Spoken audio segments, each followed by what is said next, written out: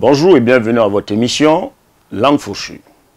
Le milieu culturel est par excellence le cadre des buzz, même si au Moutaland, les hommes et femmes politiques battent tous les records.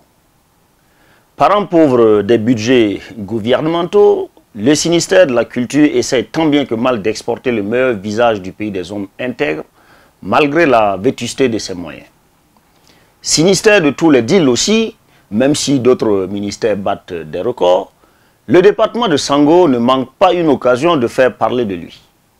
Quand ce ne sont pas des musiciens au talent discutable qui veulent bouffer du ministre parce que celui-ci leur reprochait justement leur manque de travail et leur conseillait par la même occasion d'aller faire autre chose, ce sont les grèves à répétition des agents, comme dans la quasi-totalité des ministères au Burkina d'ailleurs, ou des plaintes de certains corps de ce ministère. Entre autres plaintes, c'est cette clé de vent menée au sésame que ce Kidam, sociétaire du bureau burkinabé du droit d'auteur, expose sur la toile parce que cette même clé, selon toute vraisemblance, ne donnerait accès à rien. Oui, depuis le mois d'août 2019, le BBDA met en paiement les droits des artistes pour l'année en cours, au lieu d'attendre, comme cela se faisait depuis longtemps, le mois de décembre pour permettre aux artistes un peu talentueux de sortir de leur galère.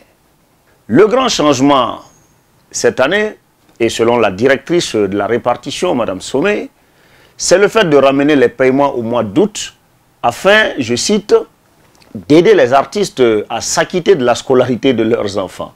À croire que les autres années, les établissements scolaires pourchassaient les artistes, parents d'élèves, pour le règlement de la scolarité de leurs rejetons, non des chiens. Bref, depuis l'arrivée de Wahabou Bara en 2016 à la tête d'une institution chancelante, les choses semblaient se remettre en ordre pour le bonheur des artistes.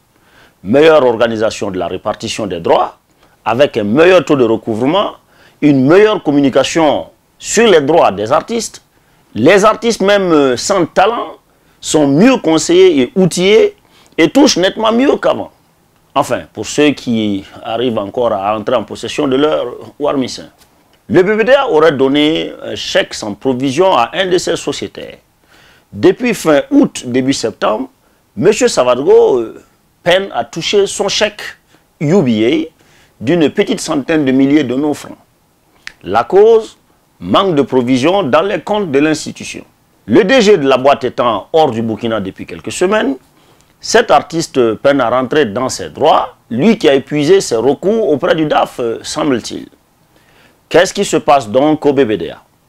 Cette institution que pourtant beaucoup de monde, ou presque, s'accordait à féliciter pour sa gestion exemplaire et dynamique. Qui veut mettre du sable dans le garba de Walib et de ses collaborateurs?